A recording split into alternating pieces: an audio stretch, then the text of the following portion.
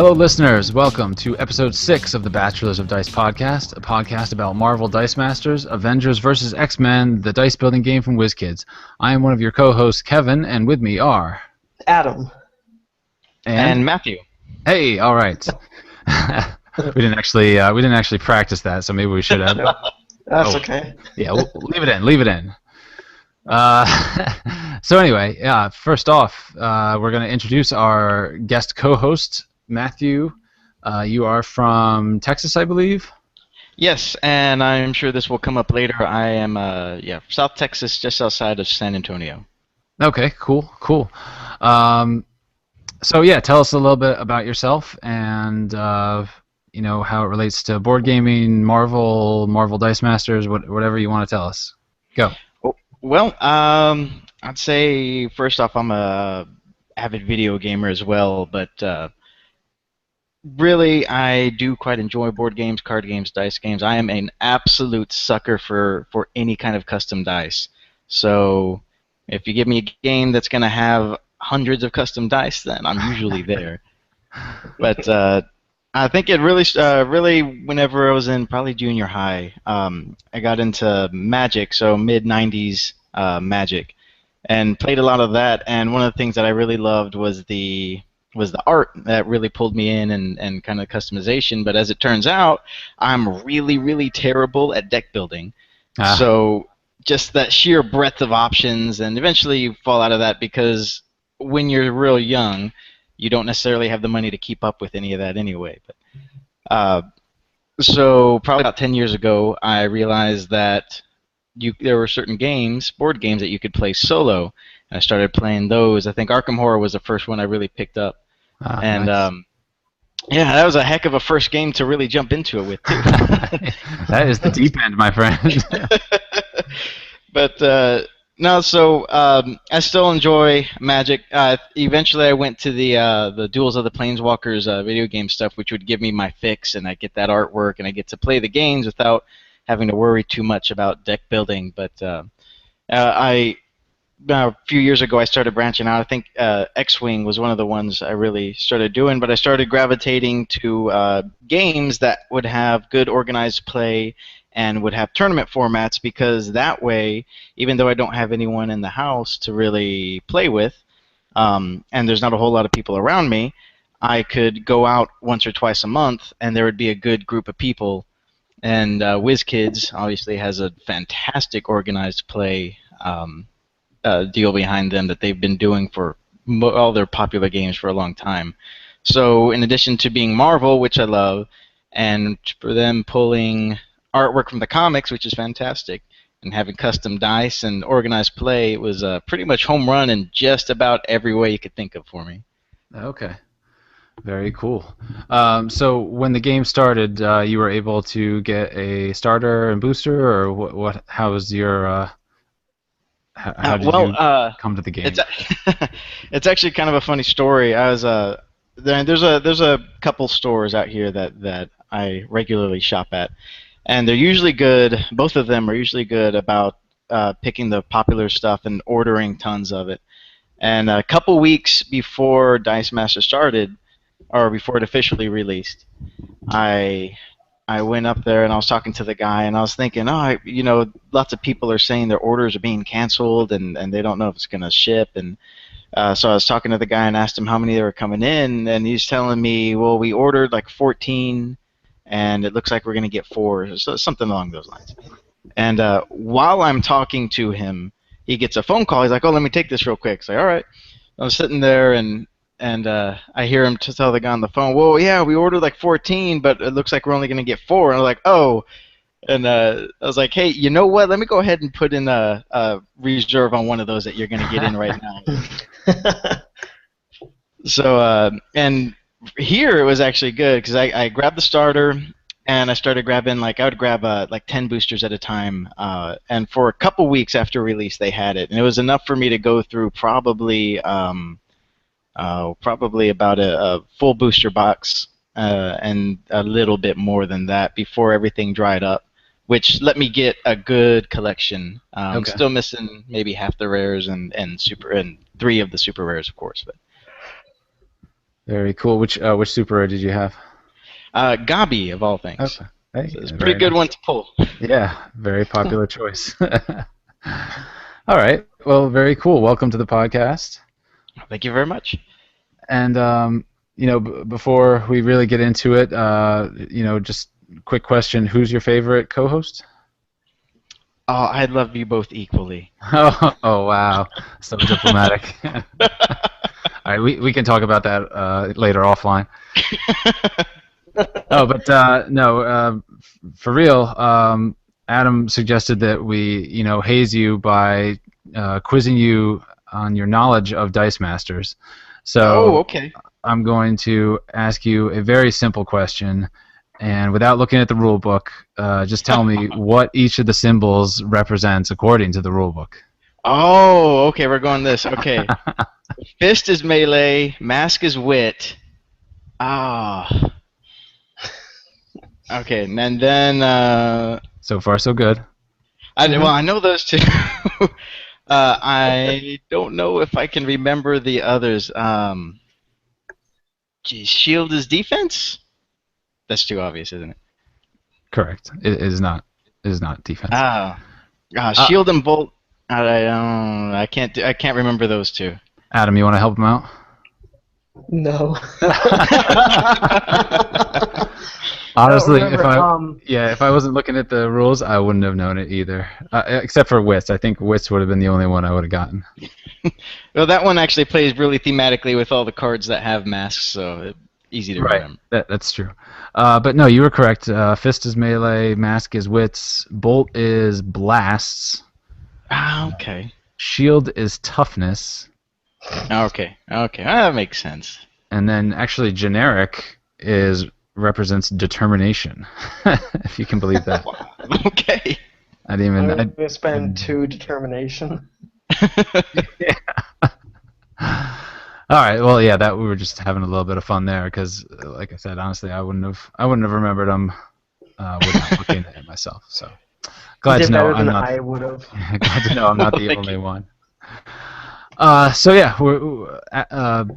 yeah, so we have Matthew guest hosting this week, and it sounds like a lot of people are getting boosters and getting starters in. So we're finally growing the player numbers into a size that uh, is pretty decent and hopefully kind of meeting the overall demand for the game. So if this is your first time listening to the podcast, I'll just kind of give a brief statement that we are a podcast devoted, obviously, to the Dice Masters game. We started back in early April or mid-April, right before the game came out. We were just really excited for the game to come out, to arrive, and ever since then, have been playing like crazy. And we're just kind of fans of the game in general. We like to talk about the game. We like the Marvel Universe, so we kind of spill over and talk about that a lot. Um, we do talk about strategy a little bit, although I think if you've listened to us, you probably know that we're not the greatest players.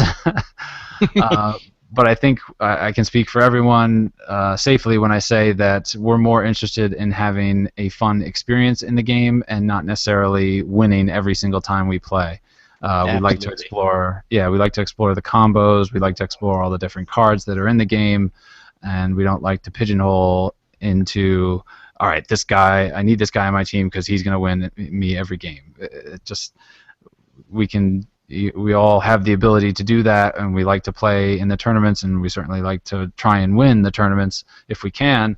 But when we're playing just for fun, I think we all like to do a lot of experimentation too. So that's where this podcast kind of comes at the game from, and hopefully it's of some value to people. At this point, I will do a quick outline of what we're going to talk about in this episode. There's a lot of news, I guess, to go over, so we're going to go through all of that.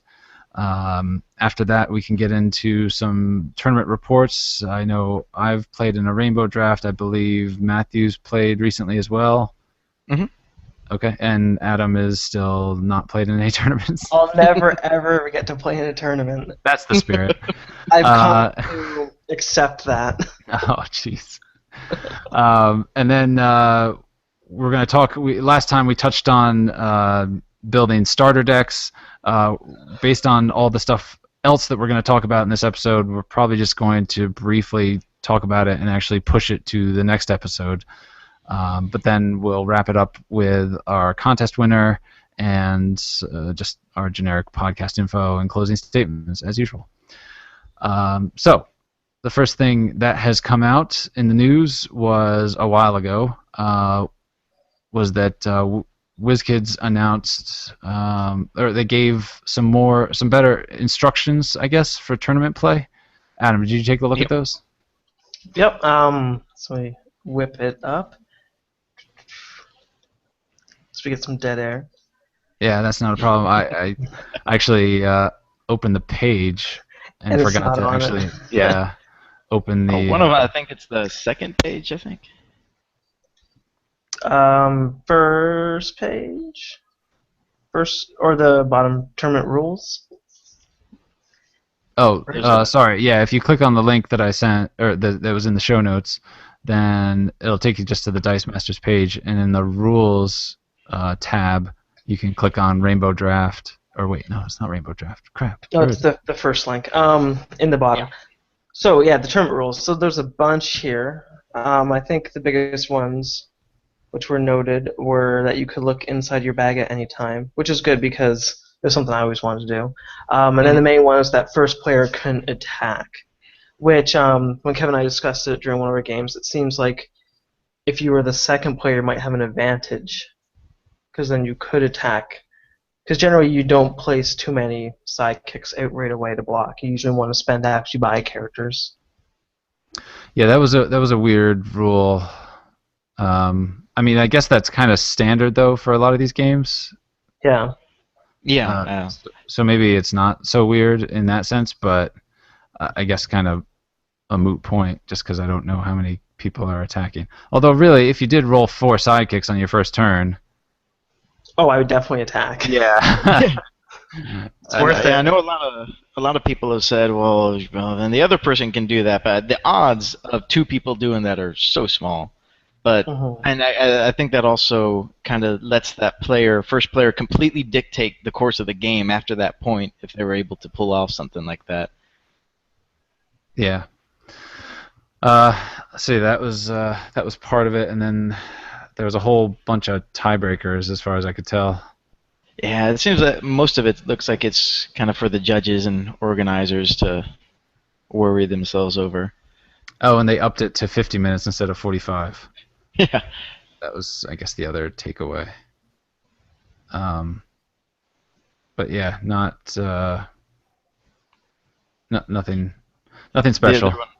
The other one I was actually really curious because it's strangely specific in here, is that any die cocked more than 15 degrees must be re-rolled. So I couldn't find a protractor around here. I meant to get my playmat out and put a die on the edge and see if that was a 15-degree angle, and if that's why they picked 15. That just seems like such a strange number to be so specific about. I was gonna say who would bring a protractor with them, but I guess the store could have some for other games that use it. Oh yeah, this is the crowd that would have the protractors. That's for sure.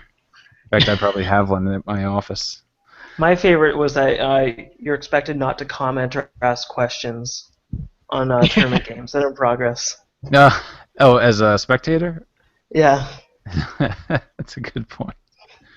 Oh, and number of players. If you happen to find yourself in a tournament with between 129 and 256 players, there will be 8 rounds in that tournament.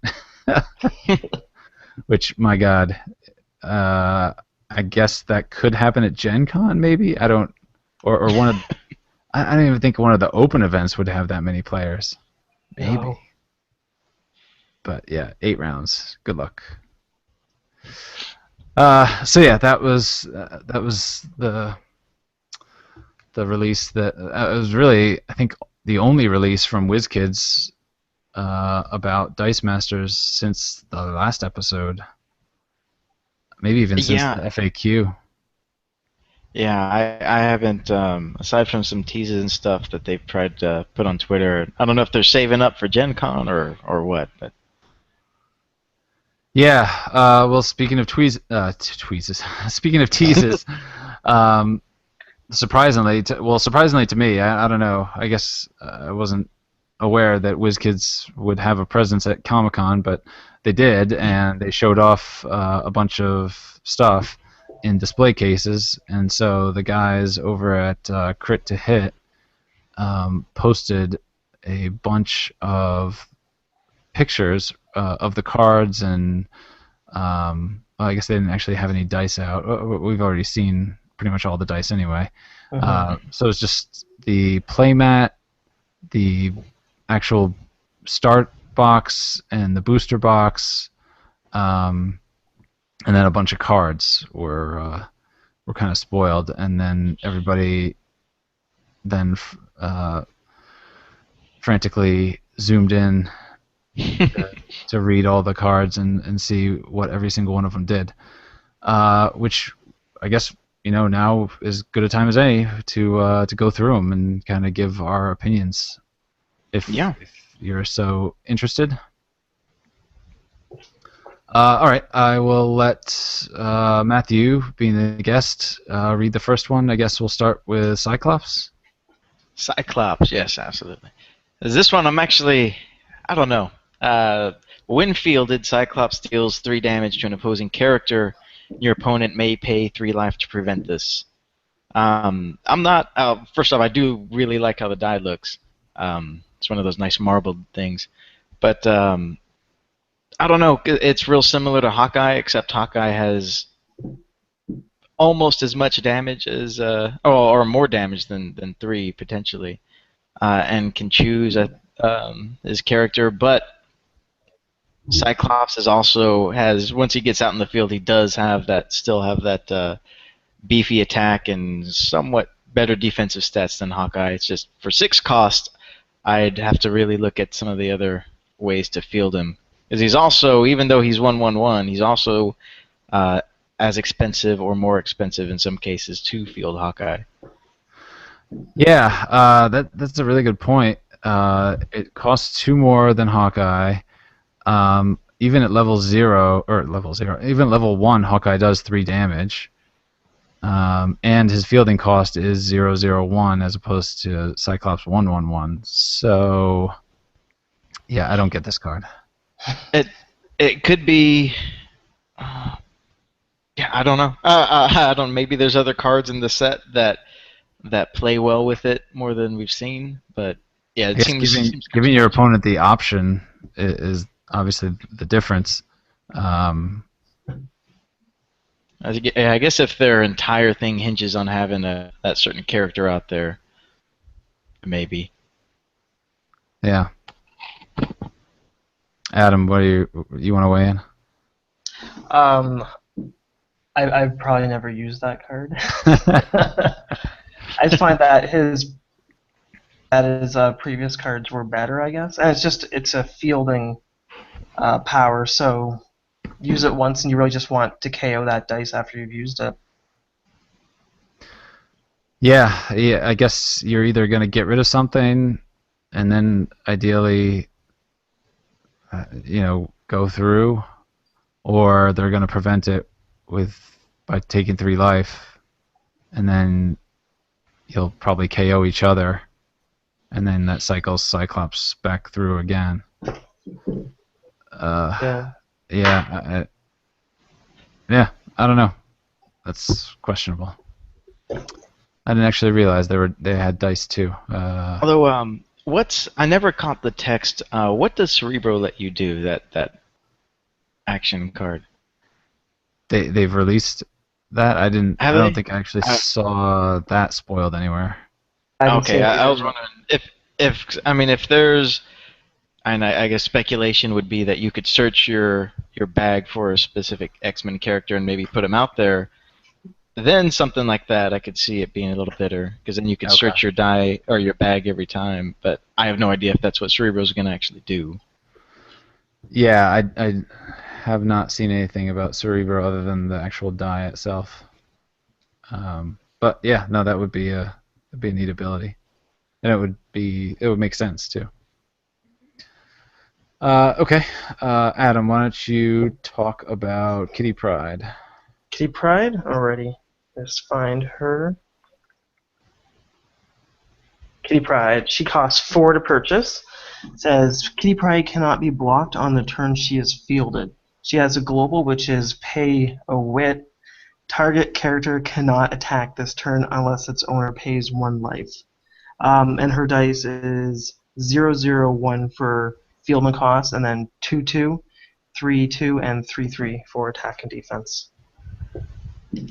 So Um, she's kind of like Angel in as far as stats go. I think maybe even a little bit better.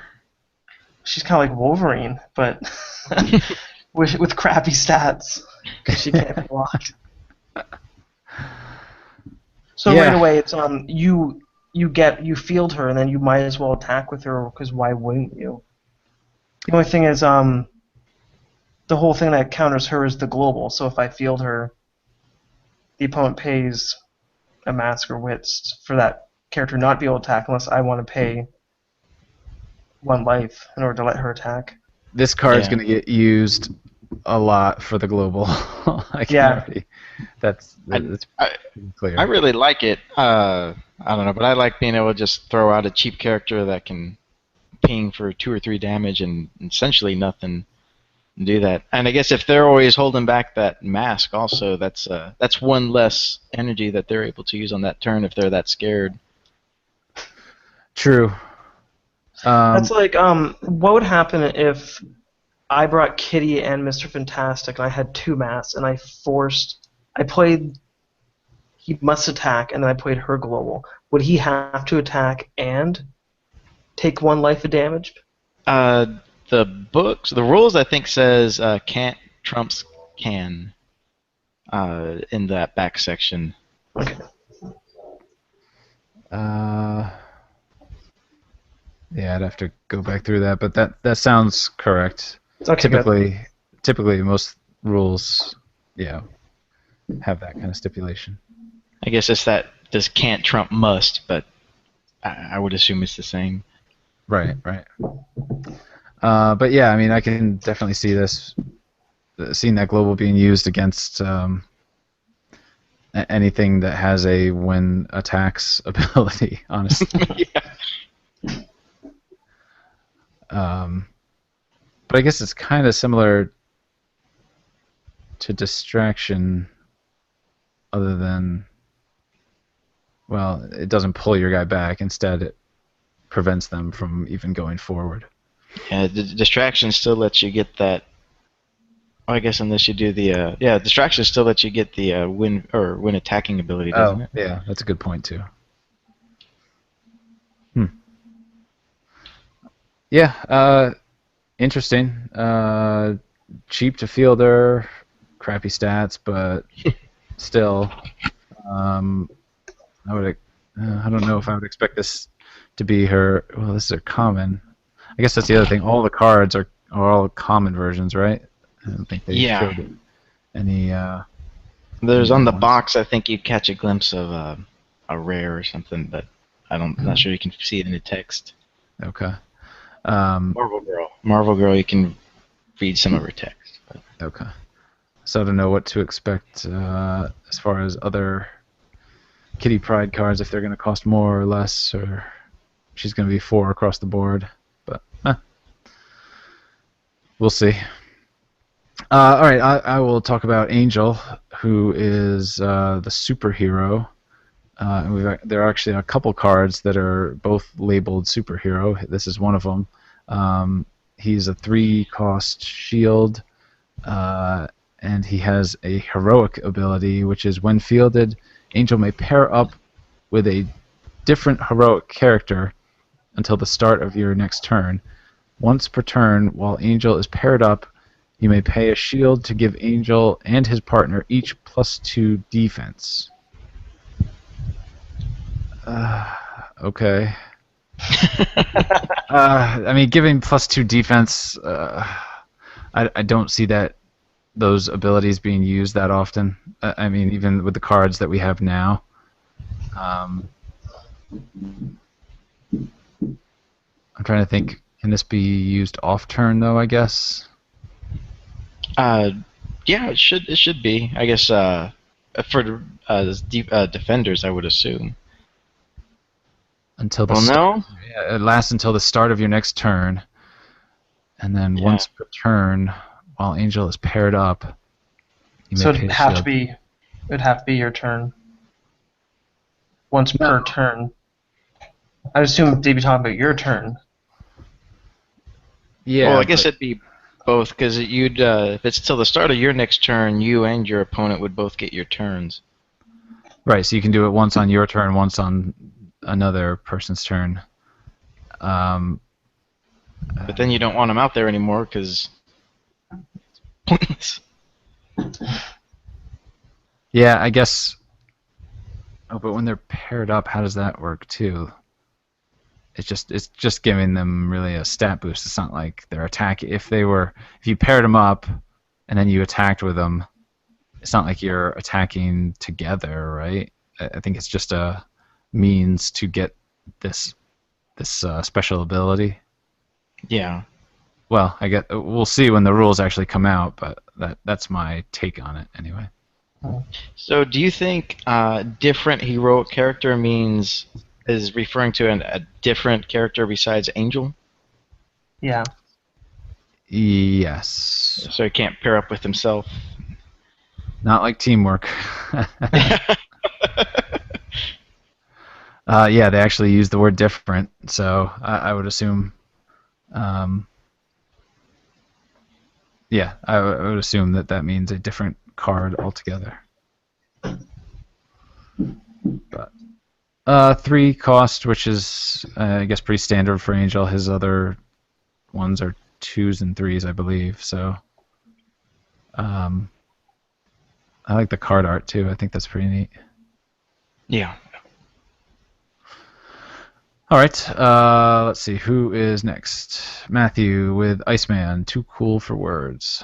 Oh, and see, all these man cards look like they're going to be fun to use.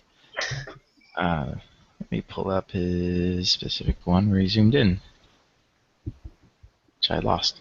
Where'd it go? Oh, there it is. He's a 5 cost bolt character, or burst, as we learned earlier. Blast.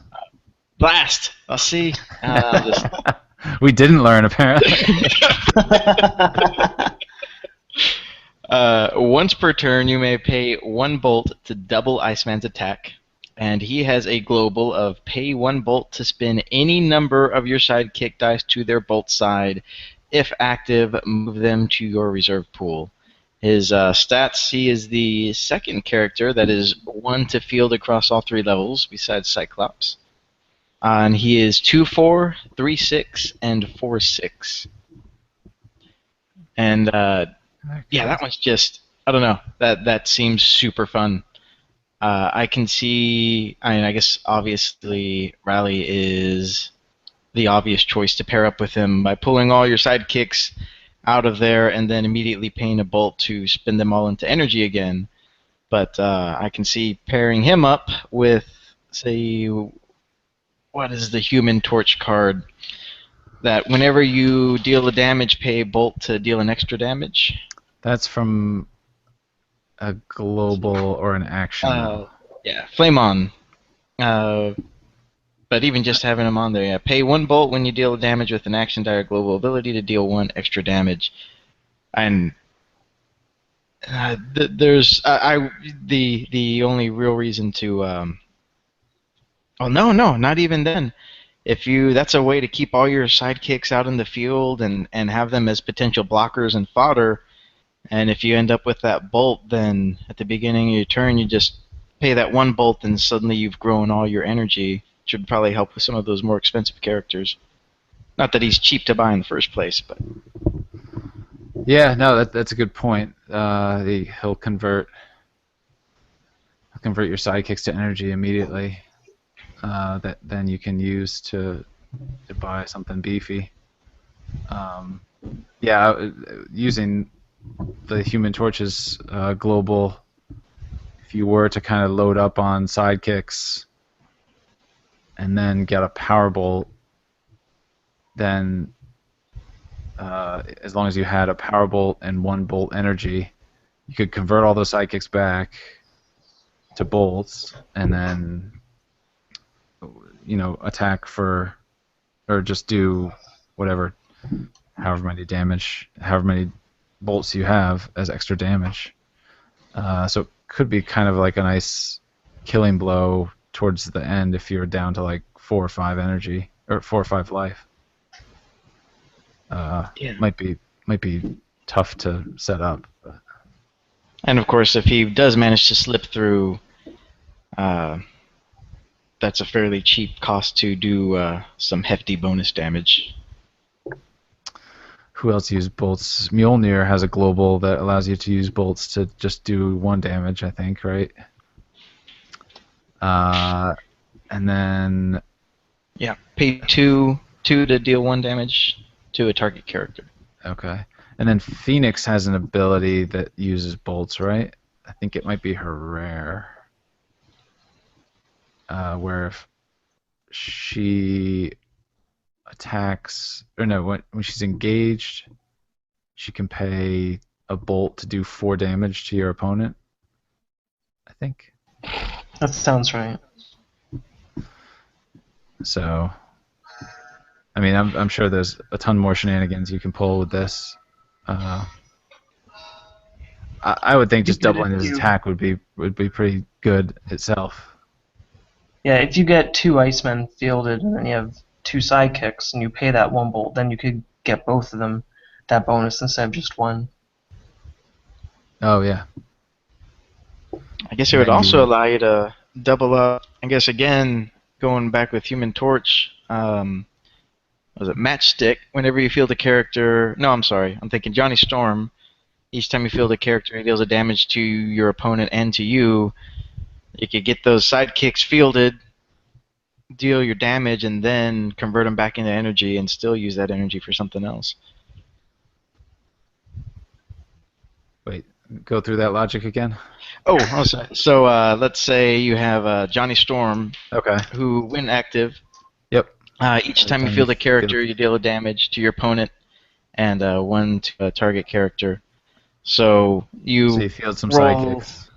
yep, then pay a bolt somewhere, and then you get all that energy back. Gotcha. Okay. So you're pinging him with the sidekicks, then you're using those sidekicks as energy as well, almost getting like a double use out of them in the same turn. Which is tearing me up right now among here, so hopefully nobody that plays in my stores hears that. Good point. Um, yeah, I think the doubling up too would be good on a throne car centric team. Hmm. And yeah, like Adam said, if you could double up both of them, or if you get multiples out there and double them both up, and then one throne card, I think affects 2 characters, so that would be pretty sick. All right, well, enough about Iceman. He's too cool for words, except for the fact that we just gave him a bunch of words. All right, let's talk about that basic action card with the snazzy pink dice that everybody was dying to see. Possession. Adam, go. At the start of your attack step, take control of an opposing character with a lower level than one of your characters. Attack with it. If you get the double burst, you get instead take control of an opposing character with an equal or lower level. I think that's kind of cool. 'Cause there's a bunch of things. Had I had this card, I could have made Kevin attack with Professor X, or I could take control and attack with Professor X. Um, but yeah, that's it definitely plays into strategy. Um, obviously, I don't know, I think it's okay. It costs 4 to purchase. I don't know if I'd like to spend that much. Yeah, it's on the obviously the high side of basic actions. Um, which if you're getting rolled over by your opponent, um, it might be too late to get this out. But um, what happens? What happens after you attack with it? I think Uh, if it gets KO'd, obviously it goes to their KO area. If it goes through, just go to their used. You just return it. Okay. I'm sure it's in the possession or capturing, taking control rules. yeah, I think one of the questions was, do you as a player take control, or does that die that is capturing, or that is the equal or lesser level? Is that the one that takes control? Um, the start of your attack It says step. with a lower level than one of your characters. So if you had all level ones fielded, you wouldn't be able to Yeah, I think you do have possession. to assign it. You have to assign somebody as like a controller. Hmm. Um, which then means that person couldn't attack with that character. So then, why would you want to use? Well, I guess it depends on the character. Well, it depends on the character. Like, if I had a character that, like a Professor X or Doctor Strange, that I didn't really want to attack with anyway. Yeah, yeah, you get someone out there for their wind fielded abilities, one of the cheap guys, and if nothing else, it potentially removes two blockers from their field. Right. Yeah. Tipping the balance in your favor, and for a 4 action cost. Anything else that we've seen that takes control of something else has costed a lot more. I think the only one that comes to mind is Loki, and I think he's either a 6 or 7 where he takes control of somebody. Maybe Thor takes control too, or no, he just captures. Um, yeah, I don't know who else takes control. Definitely Loki Uh, though. yeah, he's the only one I can think of for sure. Hmm. All right, well, it's not a bad basic action. I'll say that. Certainly compared to ones that we have already. All right, let me see. Next up, on the other side of the display case was Sentinel Mutant Hunter. It is a 6 cost shield villain. When Sentinel attacks, you can force one X-Men character to block if able. And Sentinel has. Wait, is that right? He's 1, 2, and 1? Kind of like. uh, 1, 2, 3. yeah, Oh, he's one, one, two, two. three. Okay, sorry. Um, Kind of crappy level 1. Or wait. No, I'm sorry. He's Yeah. 5/5 level 1.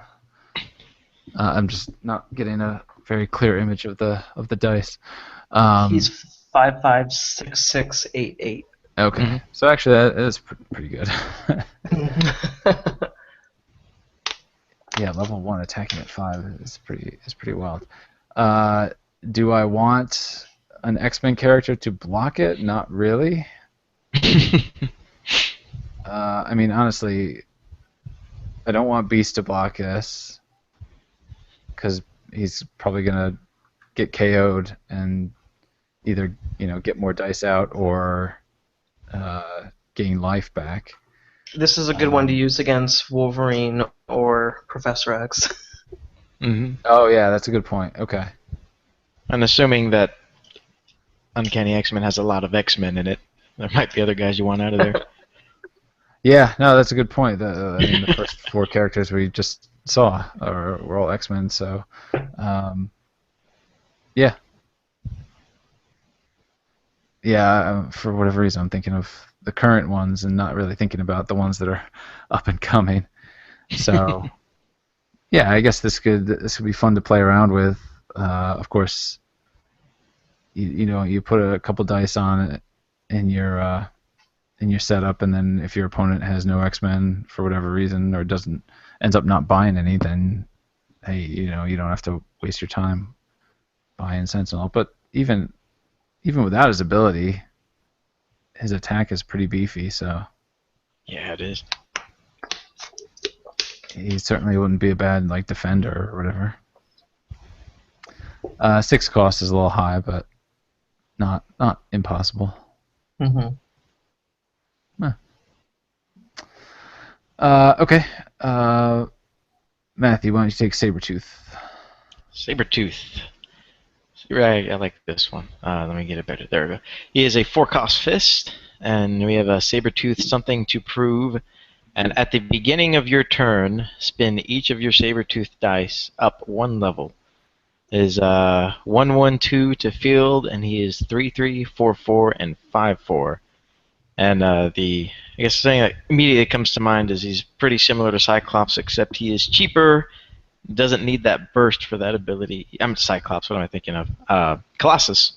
Except he's cheaper and doesn't need that ability, and it happens at the beginning of the turn. So you can buy him early, get him out for pretty cheap, and end up with a nice hitting 5/4 character within a couple turns. Also, he is a villain affiliation, which I'm happy to see because we need more villains. Yeah, Yeah. and cheap We had ones. what, 7? 7 of them right now. Correct. Yeah.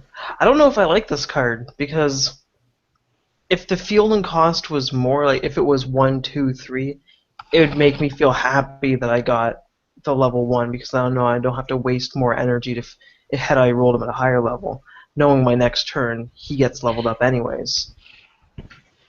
Yeah, although let me say, I do like that there's a 4-cost fist characters because most of the fist characters are kind of expensive, and I've had trouble finding. Aside from Black Widow, I think most of them are 4 or 5 already, or at least 4 or 5.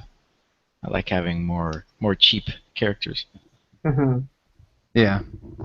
He actually would combo well with the Colossus that does damage when you're level 2, Yes, true. which Adam used to great success in our last game. Shut up.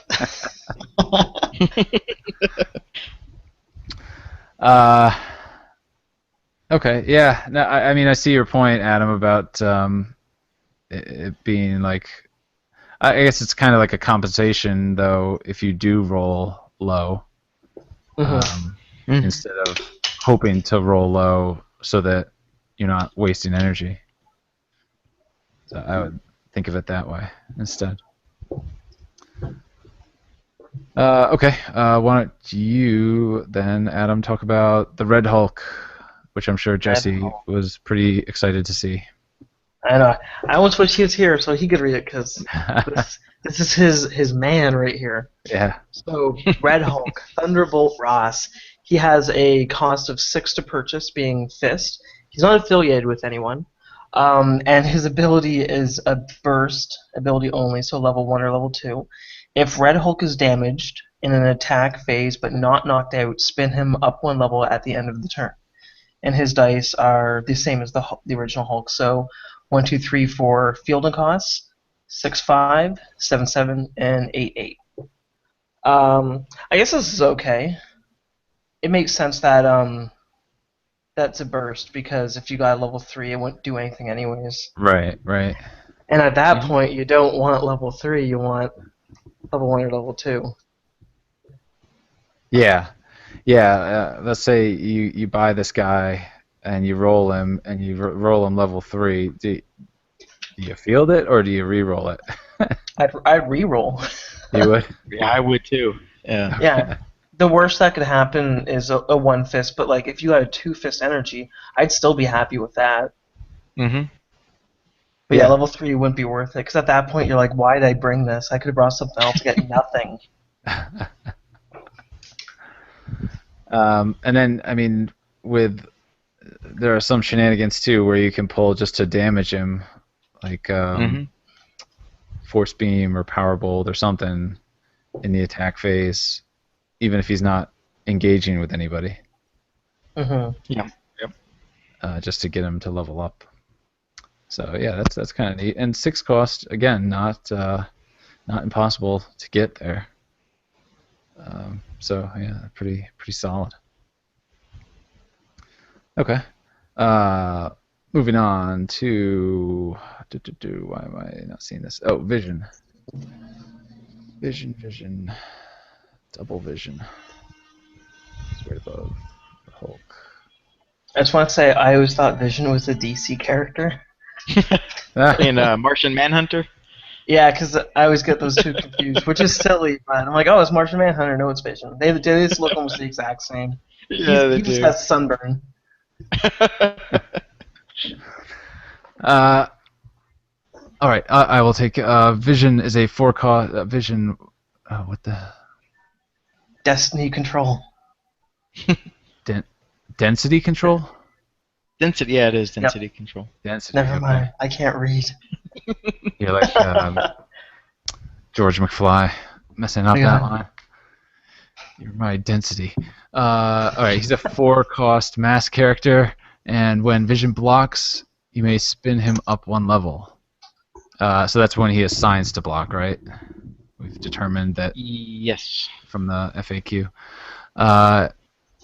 He's 0, 1, and 2 cost a field, and then he's 1, 4, 2, 6, 4, 7. So yeah, he's a blocker.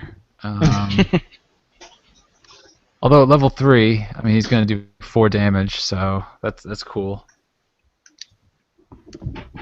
4 cost mass character. It's getting him out. Try to get him out for one of the. Get him out of the cheap sides, and once he hits level 3, try to throw him out and do some damage. Yeah. And with good defensive stats too, he should survive. But honestly, I would foresee him getting, if he was level 1 or 2, he's probably going to get forced to attack and let through regardless. Yeah. Yeah. Although it's not like his ability is super annoying. It's just this: if he's like your main blocker, then whoever's attacking you is going to want him gone. He's really just like a game slower. He'll slow everyone's game down. You don't like the Vision, do you? No, I don't. Everyone is like, if this, spin them up a level so far. Yeah, there's a lot of. Yeah, it does seem to be a theme. Level this, level that. All right, Matthew, why don't you talk about X-23? X-23, Scent of Murder. X-23 cannot block. She is a 4-cost fist character again. She is 1, 2, 2 to field, which isn't bad, but her stats are really nice. 5, 2, 6, 2, and 7, 3. So if anybody blocks her or comes after her, she's gonna get knocked out fairly easily. But man, if you can slip her through, holy cow! How does she compare to? I gotta see Wolverine. I mean, he's 1, 2, 3. He is 5, 6, and 8 attack. She's 5, 6, and 7. He's 2, 3, 4. She's 2, 2, 3. So she's got a little bit lower stats than Wolverine. But also a cheaper fielding cost. yeah. And she costs 4 to purchase as well. Right. Wolverine has a 4, right? He has 5. 1, 4. Yeah, he's a 4, 5, and 6 actually. That's yeah. She's not quite an assassin character because she can't kill with impunity, but that is definitely someone that your opponent's going to block every time, and with those stats, she's probably going to knock out anybody who does try to block her. Yeah, and then cycle her through. Probably, I would assume. Yeah. She's not gonna survive. I think it'll be interesting to see what her other cards' abilities will be, considering her dice stats. Yeah. Cool. And you guys were saying, I honestly didn't even know who X-23 was, but I guess she's quite the popular comic character lately, as of. Everything I know about her, I learned from you guys. Oh yeah, Yeah. Adam, how versed are you in X-23 mythology and lore? Not at all. Other than that, she started as a cartoon character, just like Jubilee. But other Oh, than that's that, right. Okay. yeah, that she was a clone of Wolverine, and then now like adopted daughter almost, something silly to that effect. I don't follow her whatsoever. Gotcha. Well, Any comic book that I've read that she's been in, she's just been there, not doing anything. ah, Yeah, sounds like she doesn't want you following her anyway. no. All right, why don't you talk about Apocalypse and do it in your best Apocalypse voice? Survive. No, I was gonna say survival of the fittest. Apocalypse. Archvillain. He has a purchase cost of 6 Bolt Energy. He's a villain, obviously. His card reads, while your opponent has no villains in the field, prevent all damage to Apocalypse. His field cost is 1/2/2, and then he is 3/5, 5/6, and then 6/7. At levels 2 and 3 have a burst symbol as well. I think this is kind of cool because if your opponent doesn't play any villains, he could become more powerful, and then yeah, I don't know. I kind of like this card. I'll probably use this when I get it. Max 2 dice. Yeah. It's also an OP card, it looks like, right? Damn oh, is it.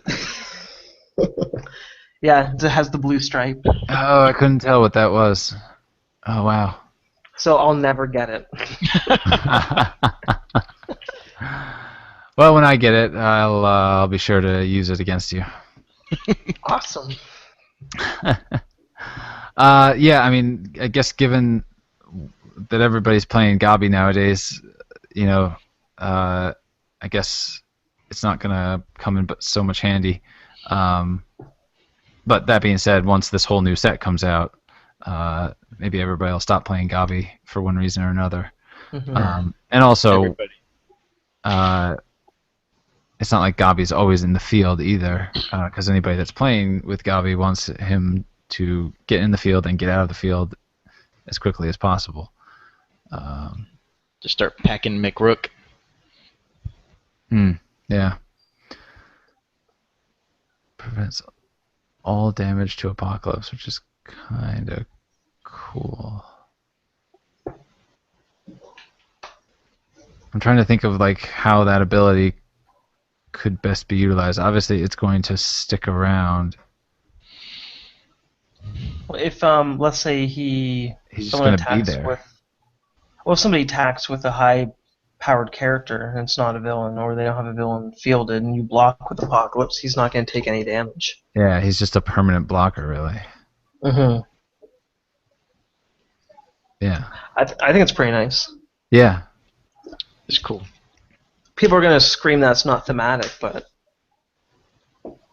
Yeah, that was the other part, I guess, to it. Like, how does that factor in? How does there being a villain there matter yeah. to him taking damage? But I guess that's not really a big deal. We didn't mention it earlier, but I want to mention it now. I'm super upset that Angel is an Archangel. Was not. Yeah. Yeah. That he was Yeah. just Angel again. Oh. Just want to put it Yeah. out there. No, I think it would have been neat to see that. But he's X-Men in this version though, Mm-hmm. whereas he was not in the previous cycle. So that's cool. Oh, I didn't realize the top 3 cards above Apocalypse are also OP cards. Oh, are they? Jeez. It looked like, yeah, wow. Okay, well, I will talk about Psylocke then. Ninjutsu. 3 mask. When fielded, choose one opposing sidekick or character with a purchase cost of 2 or less. If it is at level 1, knock it out. Otherwise, spin it down 1 level. Uh, that's an anti-beast. Yeah. She's cheap too. Yeah. That knocks out Black Widow as well. Oh, and I actually can't see her die stats. What are the, do you guys have those? 1 2 2 2 3 3 and 0 0 1. Okay. It's not bad. Cheap. Yeah, she's definitely anti-beast, which is cool. And I guess anti-Serena also, but only really at level 1. Could probably use her. I don't know if depending on what I think you guys are playing, I might take her instead of Storm. Depends on the storm, but Well, I mean for the 3 or, cost. yeah, okay. Compared to the 3-cost storm, who I guess just rerolls 1 and Yeah, goes to yeah. use. Okay. Um, yeah, no, I would. I could see that argument. Storm doesn't like me. She always likes to re-roll level 3 characters. She's fickle that way. Can't predict the weather. All right, Matthew, why don't you talk about Namor then? Namor Atlantean. 4-cost shield character. When Namor blocks, you may cancel 1 active action effect. Move that action die to its owner's use pile if necessary. Is 0/1/2 and is 3/3 4/4 5/5, which are decent stats, I think. And I have to assume that that covers things like teamwork and some of the vibranium shield. What else? I guess anything that gives you a boost, really. Inner rage. Throne What car. else? Yeah, throne card, take cover, all that stuff. That's actually a great counter to throne car. If someone's coming at you with all that, and you can just completely remove its effects. Yeah, that'd be painful. He is Avengers affiliation, which I saw someone asking why he wasn't X-Men, but every time I've seen him in comics, he's been with the Avengers or the Illuminati. So In X-Men versus Avengers, he was with the X-Men, if I'm Yeah, right. I guess Yeah. okay, I guess that's it. that's what I Because don't get is having just read the book. Yeah, he was obviously in the event, or he was in the, or he's on the X-Men side. Mhm. So It's because I didn't. they said he's a mutant now. Where Okay. yeah, he was the first mutant. That was, I think, one of the comic book series was called the First Mutant Uh, because okay. he's immortal or But something. yeah, I like any character that has a 0 cost to field face usually. Yeah, yeah, definitely. Uh, all right, and last we have Captain America. Adam, why don't you take that? Sure, Captain America, follow me. He's a 4-cost Shield Avenger. Says when fielded, the next character you field this turn can be fielded for free. Now, the question I have for that is when you field characters, you do it at the same time, which means you'd have to field him, then do a separate action before you would get that effect. Wait, do you If do I it at the same time? remember, I yeah, you thought do it at you the same time. I thought you Because it could would field count as characters one at a time. it'd be considered during the same action. So you would field your characters, then you could buy a die, and then you could field another one. Then it count as separate actions, if I remember the rules correctly when I read them. Now I could be wrong. I usually am. No, I mean, the only reason it sounds incorrect is because like you could field somebody and then fire off an action and then field more guys if you wanted. hmm That's the Uh, way that I don't know if it was a video or through the rules, but that's the way it always sounded like that. Everything is done. If you're gonna field characters, everyone gets fielded at the same time. hmm, Unless you unless you do an action between it, then you can field other characters. Then it would oh, trigger any effects. okay. I think. Oh, again, I guess I'd have to read through it. But if something happens simultaneously, then you can determine the order that they happen in. Does that sound right? That sounds familiar. I wonder if they're gonna. I do hope that they edit some of the rulebook up for uncanny. I guess we'll have to Yeah. have some stuff if they have new mechanics like heroic in there. Yeah. Yeah. It's got to be somewhat new. But yeah, I'd have to go back and reread the rules about that. You very well may be right. I just I don't know. Let me see. The only other takeaway that somebody noted, and then I think Adam, you posted on our Facebook, uh, was the symbol for the Fantasticar. Yeah, somebody pointed it on Board Game Geek that it was on the back of the starter kit, or yeah, wait, no, booster pack I think it was. That Okay. you could see the little car, and then everyone cried foul that Sue Storm was in the pack officially yet. Yeah. Seriously. Um, uh, yeah. I guess we'll wait and see. I've seen the analysis or whatever where it looks like there's only going to be 36 different characters instead of 38, hmm um, which I guess is kind of weird.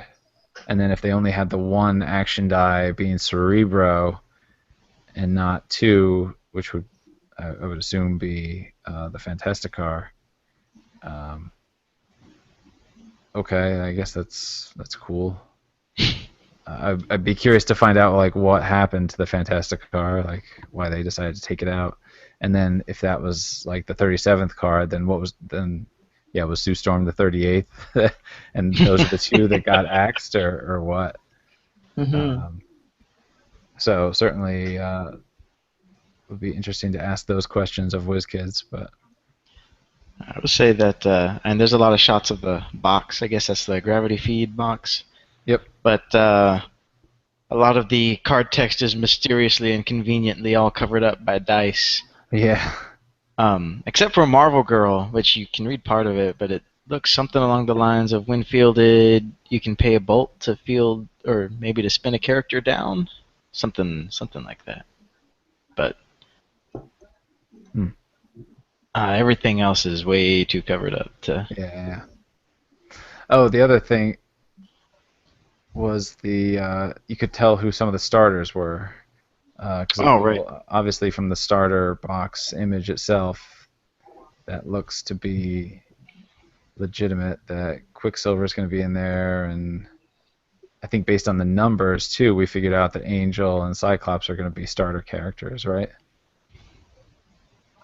And then they're also inside the box. Looks like Juggernaut. Looks like Iceman. Oh, I didn't realize. Looks like Loki's coming back. I didn't realize that. Where? If you look on the back of the booster image. Oh, I think they just used the same Oh, dice. okay. Yeah. Yeah, 'cause Doctor Octopus and Hawkeye. That would make sense. Oh yeah, yeah. They just threw a bunch of dice images in there, I think. Yeah, so nice bunch of cards spoiled at Comic Con, and now we have Gen Con coming up at the end of this week or later this week. Um, so hopefully they'll spoil some more, and now we're, I guess, almost 2 months away from the release, so that's stuff to look forward to. In Hmm. theory. Oh, Yeah, by the way, I did find timing conflicts. Simultaneous effects are controlled by the same player. That player chooses the order of those effects. there you go. So you could field him first, and then field the next guy for free. Yeah, one of those 3-cost guys that hurt to field. Hmm. Hmm. Okay, anything else from Comic Con that I failed to mention? I think you covered it. Okay. Then the next bit of news, which I don't know, I guess it was the other piece of news from WizKids officially, was the WizKids Open Mm-hmm. 2014, which is their version of regionals, I guess, right? There's a couple other. Yeah. Well, I don't know if they maybe they do this for HeroClix already, um, but I know other like Fantasy Flight has regional tournaments that feed into their Gen Con or their main event World Championships whenever for whichever game it is. So to me, that's what this sounded like. Was this is their regionals and qualifiers for their national tournament, which I'm assuming would be in Gen Con next year, but I guess they didn't really announce that officially. Yes, there is. I believe it's one for each of their big ones, right? An open for HeroClix, Dice Masters, and Attack Wing. Yep. And it looks like they are in 7 stores, none of which are very nearby to my location, and I'm probably not nearby to Adam's location either. There's none in Canada. None. So this is where I was talking about earlier. There is one in Austin, and after doing the map thing, it looks like it's about an hour and a half away, which Oh is my god. probably closer to just over an hour, because they always overestimate on that. And initially, I was not planning on going. I was like, whatever, whatever. And then I saw that the prize for first place, which I have no chance of getting, the prize of first place was it's a gravity feed, the 90-pack gravity feed for Uncanny X-Men. But that kind of perked my ears up. So I went and looked, and I realized that everything they're doing there is, I mean, obviously you're going to have to play with Avengers versus X-Men, but uh, everything that is there is from the Uncanny X-Men set. So all their prizes, with the exception of, I think, one of the promo cards, all the prizes, all the draft variants from their side stuff is all from Uncanny X-Men, and I realized that I kind of have to do that. Agreed. Yeah. Yeah. Especially since it's the first one too. Yeah, I was saying, Everything in Austin's the first. I'm just going to go and play in all the draft things and get all those boosters, and then become a millionaire on eBay. No, yeah, it's fantastic. There's not a whole lot. I think there's 2 or 3 guys signed up for the Dice Masters Open right now, which I have to imagine is going to uh, balloon by the time it actually happens. But I think, yeah, even the top 32, which is it's capped at 64, the top 32 get 5 Uncanny X-Men expansion packs. And anybody with at least 1 win, I think, gets at least you get 1 expansion pack, and yeah, the participation prize is, oh yeah, it is a promo card from Uncanny.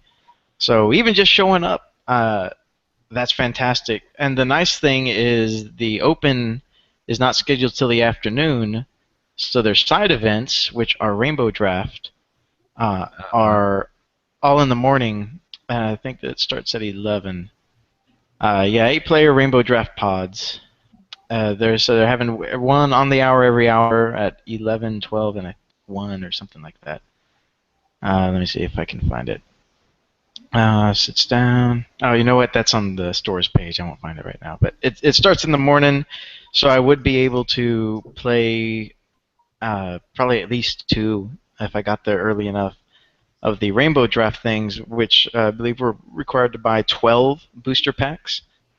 And then in the afternoon, assuming I get knocked out early, they're going to have a couple more in the evening. So I could come back with a nice handful of Uncanny X-Men boosters, and I realized that, no, I absolutely have to do that then. I have already found someone to cover my shift, so Hey, I am all good. that is really it's cool for you, and also like a little upsetting that they pushed back the release date, but they're now going to be providing these at these events. But I guess it almost kind of makes sense from their perspective. Like, we're going to have these big events, and so we want turn out to be good, and we want to also kind of reward the people that actually do show up. Yeah. I guess the unfortunate part is that on the East Coast, the one on the East Coast is in Western New York, which is just not terribly central location to much. My deep-seated hope, which I am not holding my breath for, is that they have a handful of starters to sell there as a surprise. I don't think it would happen, but it'd be fantastic if they did. Agreed, that would be fantastic. I would like to place one pre-order, please. I'll go buy up all their con exclusives and again make millions of dollars on eBay. Indeed. Sorry, the other one on the East Coast is in North Carolina, so nobody in Florida is going to be able to go to this. I mean, well, I say that, but I'd be surprised if anybody from Florida would want to drive up to North Carolina just for this. And then, yeah, the New England area seems to be somewhat SOL as well. But yeah,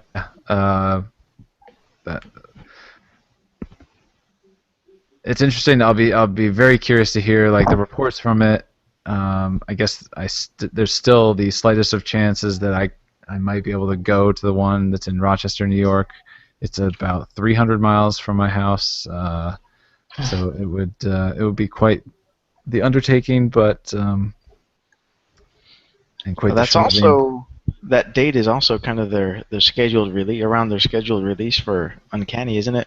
Yeah, no, that's true. They pushed it back a couple months. It's August or October 22nd, I believe. So yeah, that would fall right in line with that. Ugh, a little depressing, but also exciting. Yeah, I'll definitely be going. I said it's a solid week before anything else, so I'll be going, taking pictures, and hopefully getting a nice handful of boosters to bring back with me. Cool. And Adam, I'm assuming you're not going to be driving down to Rochester. No. Okay. I actually did look on the WizKids event system for you, and it looks like the closest one is in Whitby, Yeah, Ontario, Whitby's the closest. Yep. which is like what, like an hour and a half? Yeah, it's not too far. It's where us Canadians in Ontario get our passports. Um, but yeah, I have no idea where it is. But I Yeah. probably won't be going anyways. Well, I would recommend trying to make the trip at least once, and like I said, probably like for month 7 at the very least. Yeah. Just show up at the end. Yeah. I'll probably try going. I really want to. Yeah, I think I think it would be worth just the experience of it, and then if it didn't work out or if it was just miserable, then all right, you never have to go again, and you can say you did it. But if it turns out to be really cool or whatever, then you have something to look forward to in the future. Mm-hmm. There are currently 5 players registered for Austin right now. Okay. So I will at least get 5th if we were to play today. Okay, the next bit of news was actually on Board Game Geek, and that was the setup box. The Avengers vs. X-Men setup box has been released, or is slowly making its way out to the masses. It is just a box that comes with one set of starter dice, I believe, or one set of sidekick dice, I should say, and then all of the basic action color dice that you need. It comes with a dice tray and space for your cards, and then it came with a alternate art storm card, and then 4 booster packs, I guess, too. Mhm. So Adam, I think you had actually talked about possibly getting one of these, or I don't know if it was one of these or one of the X-Men ones. I have both on pre-order right now. Oh, okay. So I'm Yeah, assuming so you don't have them, or you don't have the Avengers X-Men one yet. no, I checked on all the websites I usually do my orders through, and neither one had it listed as in stock, just still available for pre-order. Okay. I guess from looking at the images, what I don't understand is it looks like there's a plastic cover to go on top of everything, but then that hmm also doubles as a dice, as like a second layer to your dice tray. Yeah. hmm Have you? Do you have any of the Courier's boxes? I don't. It looks like it's basically like the same thing. Uh, that plastic tray will sit on top, but it's also has the same kind of dividers as that bottom one, and it's made so that when you place the top of the box over there, it sits just flush over that, so it would hold all those dice in place too. Okay. Yeah, because And that was my number one question. It was like if this thing's sitting on top and all yeah, those dice are free, then what's preventing this from kind of getting all shaken up? But okay. Yeah, how thick would this box be? Okay, just for depth. I don't know. Let's Uh, see. I think it's It doesn't look super high from the pictures. It doesn't have any from the side, does he? no. Just wondering if they could have put like 3 trays deep in. Hmm. Maybe. But it's nice to know that you can sleeve your cards and they still fit Mm-hmm. in as well. And That's my big takeaway. I keep all mine in a binder. But if these come in, say before the open, I'd probably throw all my actions and stuff on that side, so I have everything that I would want to play with me. and then of course, what do you think of the pearlescent dice? Again, sucker for custom dice. So. So do you have one of these on pre-order too, Matthew? Or Yeah, I talked to them and they don't really have a date for anything, so they asked if I wanted the Uncanny X-Men or the Avengers one. I said whichever one comes in first. Hopefully they will call. I've kept an eye on their Facebook pages and stuff, and um, nothing's come in over here yet that I have found. Gotcha. After looking at the pictures, you can see the difference of the standard dice and the pearl dice. Yeah, I found that. I zoomed in on, or I went to the high or original image for the one that yeah, it shows. I guess they kind of just look gray, more grayish, Gray. really.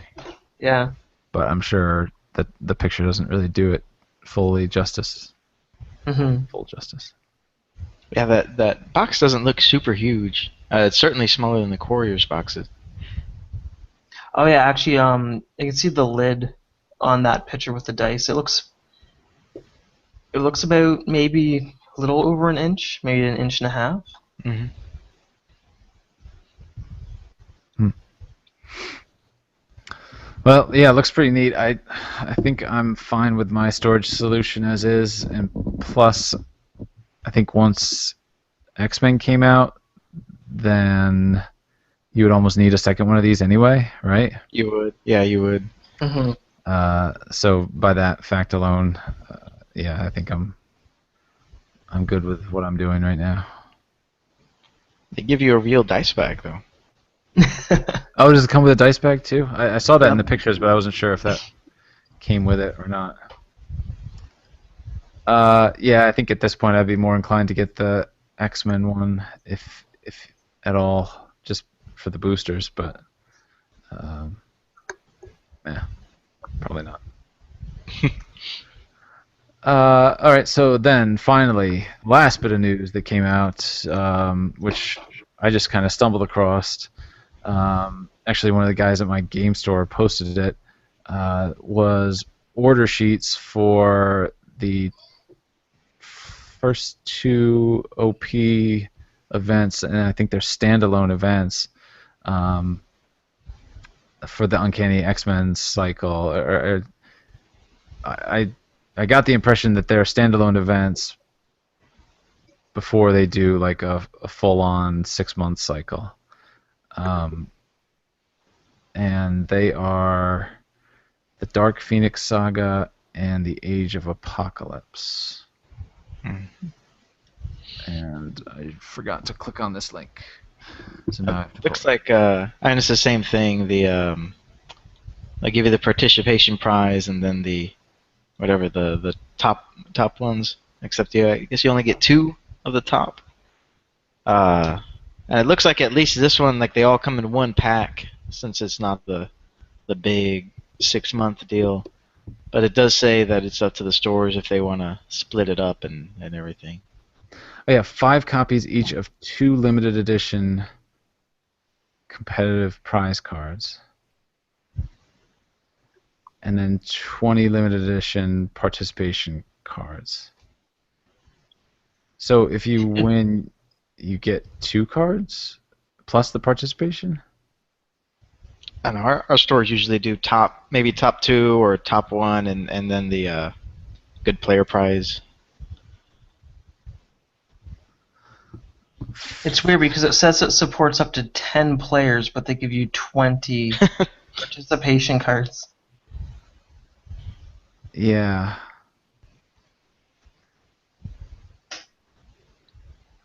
So I guess Copies each. the top 5 people would get 2 limited cards. I guess if you ran, let's say if you could run 2 events that way, right? Mm-hmm. 10 players for one, 10 players for another. Not that there are that many people out here that play that right now, but Yeah, I'm still trying to figure out if there's 2 cards that you're winning plus the participation prize, which is different. Well, obviously now you're just winning 1. I think the kits now were like 10 participation and 3 limited edition, or 3 copies, I guess. But if they have 5 copies of 2 limited edition cards, it's like upping the ante a little bit. I don't know. They must have or got would those complaints that be? I'm sorry. What I were was you just saying? gonna say they might have just gotten complaints that there weren't as many like top tier cards. There's too many not enough participation cards. Then there's like first, second, third prize winners, and they won more. Yeah.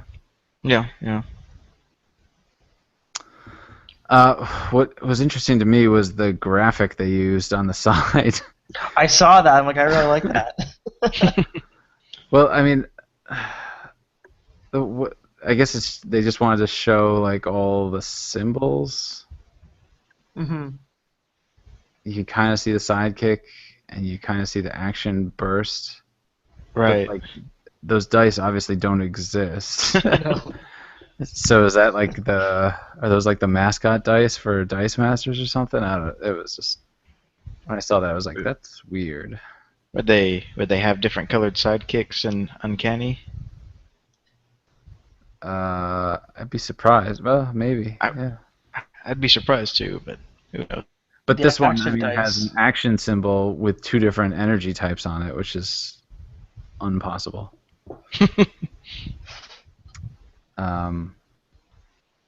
Yeah, so that was another odd note. So yeah, so you have the Dark Phoenix Saga, and then you have the Age of Apocalypse, and that's all we really know. The orders are, well, for the Dark Phoenix, I think the orders were due soon. Age of Apocalypse, I think they were due a little bit later. With the actual expected release. Expected release for Dark Phoenix was October 29th, which is a week after the game releases. And then I don't have the Apocalypse pulled up. Do either of you guys have it? Yeah, it's December 31st, which sounds suspiciously like a placeholder. Yeah. Yeah. Yeah, really. So yeah, that is some more stuff to look forward to, and maybe that Apocalypse card was indeed the prize that you'll be seeing, Yeah. which would be cool. Okay, so yeah, that was a whole lot of news actually, or maybe it wasn't a lot of news, but it was a lot to talk about. we have all played some games lately.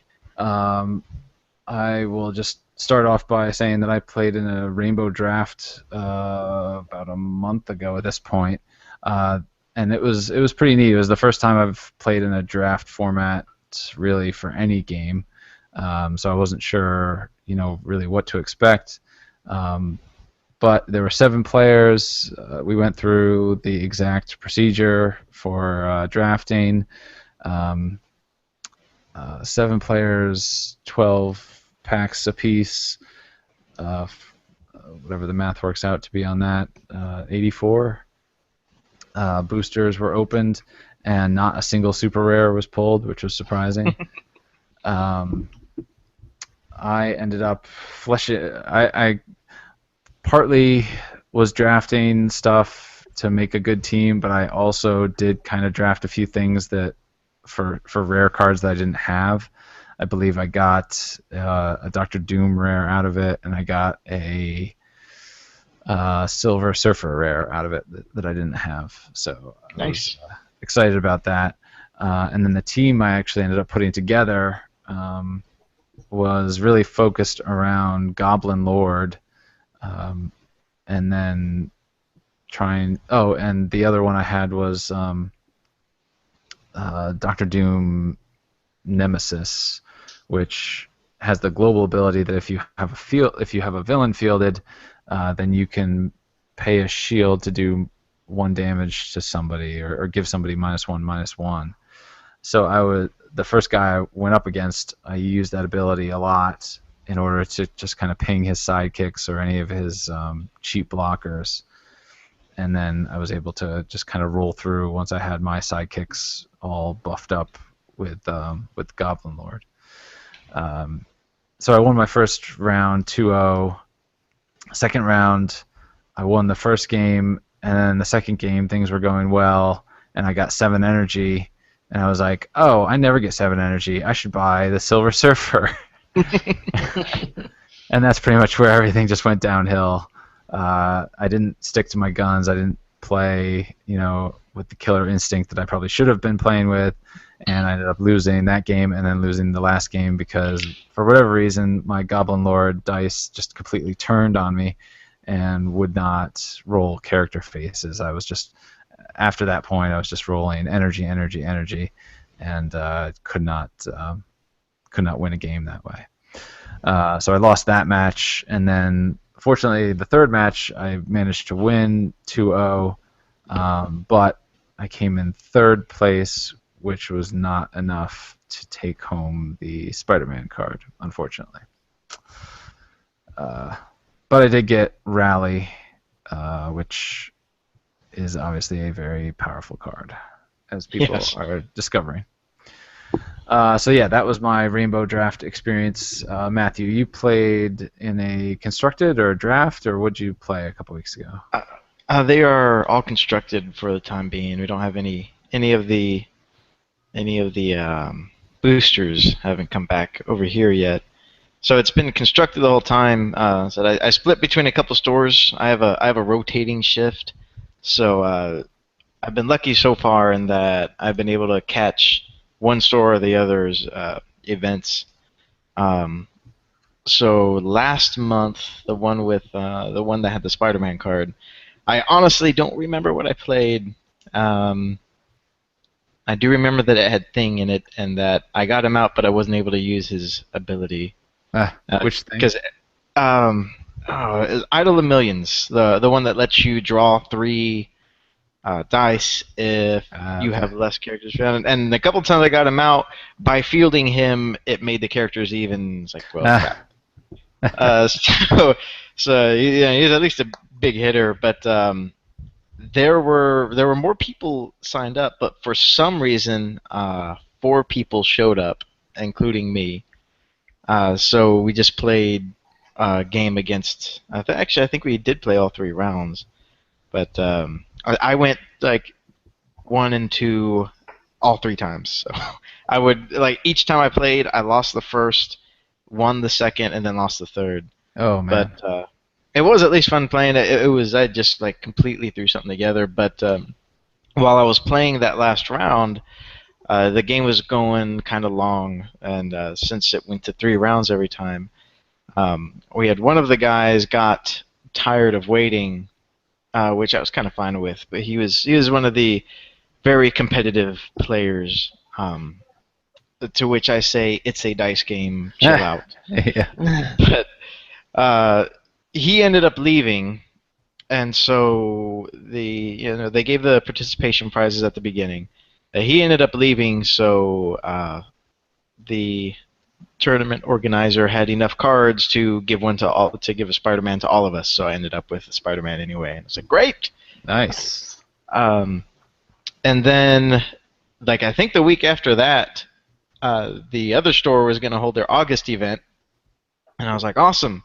But that store has tournament rules, or just to kind of shake stuff up. And this one, he did not allow any super rares, and he did not allow any cards of 2 cost or less. Hmm. So it was kind of interesting, and I was thinking, wow, this is going to hamper everybody, and made a kind of expensive team. And then I didn't think that everybody would bring Johnny Storm. That showed up. Literally everybody else that played brought Johnny Storm. 2 of them brought Goblin Lord, and so it was kind of crazy. The other crazy thing was that everybody had gone to the other event, so they all had rally. And I am still of the opinion. I mean, the organizer there is a nice guy. I'm not gonna. We asked and he answered, so I'm not gonna argue. But he said, or his ruling was that rally counted as fielding your sidekicks. So um, we would have, I think one of them would, let's say, field the sidekick and then deal the damage to me and deal the damage to that sidekick to knock it out. And would do that for all the sidekicks, and then would play a rally and do the same thing all over again. So it Oh my was gosh. it was really brutal, and I was like, well, as I said, I'm not going to argue with the guys, but that that just absolutely wrecked me, and it's like, well, that sucks.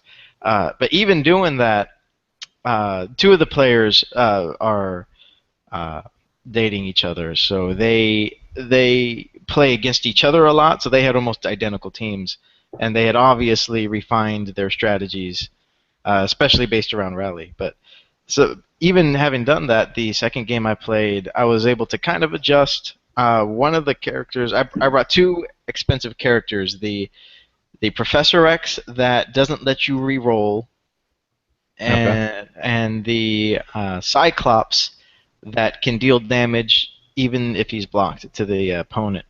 Okay. And that second one, I brought 2 on Cyclops, and I ended up getting some crazy energy rolls, and managed to buy both Cyclops Wow. dice.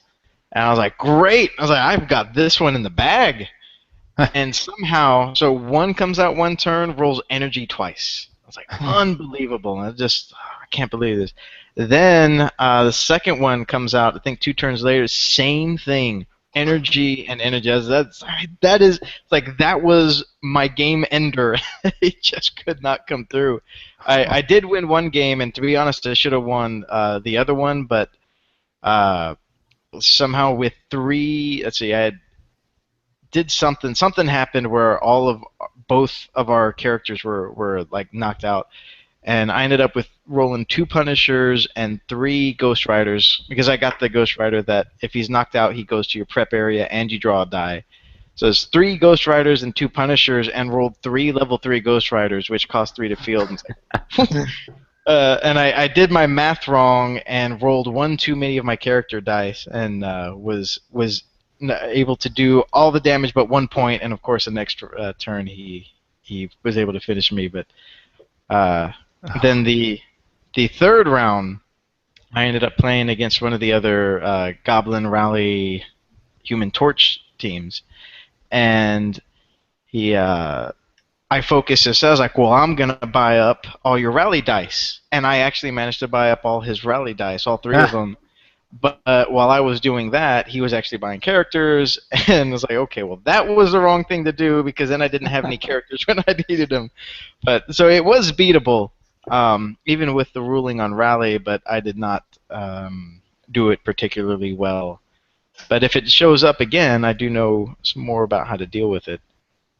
Unfortunately, in that one, they had expected the OP kit to be mailed, and their distributor did not mail it, and so we were not able to get any of the participation prizes or the character card, the Wolverine card, which would have been great since there were only a few of us. We would have all gotten one anyway. But Oh man. um, they are rescheduling for later, and I don't believe I'll make either one of them this month. But Uh, it was fun to a couple weeks in a row to go out and play, and get a couple cards for very little effort. yeah, I mean, I guess in one sense, I can kind of see their logic for claiming that that is fielding the character, but I still would Hmm. vehemently disagree. Yeah, I do too. But he Yeah, had said, at this point, there's nothing you can do about it. But yeah, he had said, well, the fact talks about moving a character into the field, and it's like, well, and if you take that in conjunction with the rule book, but again, he's a real nice guy, so I was like, okay. I mean, my thing is whether I agree with it or not. If I ask and it's answered, there's no point in arguing about it. right, yeah, So it'll be interesting to see if WizKids adds that to the FAQ if and when they update the FAQ. hopefully soon, hopefully before next month. Otherwise, that's all that's gonna be there. Yeah, yeah, that's a good point. Uh, Adam and I have played a versus. We've a couple, or maybe just one. We played a live game last week, and it Hmm. was a doozy. Yeah. The longest Yeah. game I've ever played. Yeah, I didn't realize how long it really clocked in at until I clicked on the YouTube video, and it was like an hour 45. I was like, wow, I'm not watching this. That's way too No. long. I gotta go watch a movie before I watch this thing. I had it running, but I would just kind of pay attention for a few minutes every once in a while and then do something else while it was going. And that was definitely the longest game where neither of us did any damage. I mean, it was probably a good 20 or 30 minutes before either of us took a single point of damage. It was a while. But yeah, that's what happens when you don't bring Mr. Fantastic or Phoenix, I guess, Hmm. because that game just stalled. Thank God for Loki Gemkeeper. That's all I'll say. Really? Yeah, no, I guess if you watched it, then you know. If you didn't watch it, the quick recap is not that I really want to spoil it, but I also don't want to force everybody to watch an hour and 45-minute video if they don't want to. Um, Adam, your team was really centered around Colossus and Pyotr Rasputin and basically a lot of low-cost characters. So getting a bunch of low-cost characters out there, building up energy, and getting 7 by Colossus, um, and then having him come in with a bunch of level 2 characters and just, decimate me life-wise. Uh, my team was, well, crap. Now I'm. Oh, my team was a villain team. That's right. That was the first time I really built a villain team, and it really kind of centered around using the Norman Osborn global ability to get energy to be able to afford those high-level villain characters. So I had some Venoms out. I had actually it was a eclectic mix of villains. I had Venoms. I had uh, Magnetos. I had a Loki Gemkeeper, which completely locked down Colossus. Um, and then Dr. Octopus, who was able to prevent people from blocking. So there was a really big build up on both our parts. I believe then you kind of laid into me for a ton of damage, and then after that I was able to really manage your blockers pretty well and sneak through some attacks here and there and just whittle you down. Yeah, the biggest mistake I made was after using a vulnerability, then using a global to make my guys withdraw from attacking, which just stupid. That's true. You had two guys that were going through, and I thought you were going to distract them, but instead you distracted two guys that were invulnerable anyway. Yeah, which I wasn't thinking at all. And I could have used that the next turn to make your guys not attack and just made the game even longer. That's also true. We could have eclipsed the 2 hour mark, so It's quite possible. maybe next time that's something to shoot for. I really enjoyed my team. I really liked it a lot. I thought it was pretty good. Yeah, and actually, I mean, in hindsight, I apologize for the game being so long, but I had fun playing it. I can't, Oh, it was great. and it was a really good game. I thought, obviously not a tournament style game that that anybody would ever expect to see actually Been play called out. on time at a tie for for help. Yeah. Yeah.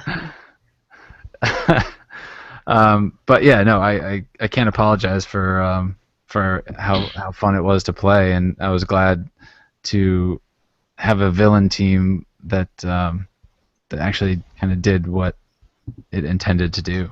So hmm It's still, yeah, it was fun to watch and actually see high cost characters doing what they do, since you don't see that a whole lot. right, which again goes back into what we kind of said, or what I said at the beginning of the show, that yeah, we like to experiment with different characters, and since everybody likes to play the low cost characters to get those out and do damage quickly as possible and end the game, it's fun to try and get to those high cost characters, see how quickly you can do it, and then see how long you can last after you get there. So yeah, that was neat. We'll definitely be playing more of those in the future. Although I think we agreed that the next one that we did, we would try to do faster teams, or make a more concerted effort to do faster teams. And then Matthew and I actually played a Vassal game, a game over the program Vassal, just this past weekend. Yeah, I guess it was just a couple days ago, um, which was my first experience really ever touching Vassal. I've played some games using Octagon, and there was another program that did Lord of the Rings card game that I tried, but Octagon, I just found Octagon to be a lot easier. But I haven't played Vassal at all until somebody put up a module for it, and actually they probably did that a while ago. I just never really paid attention to it.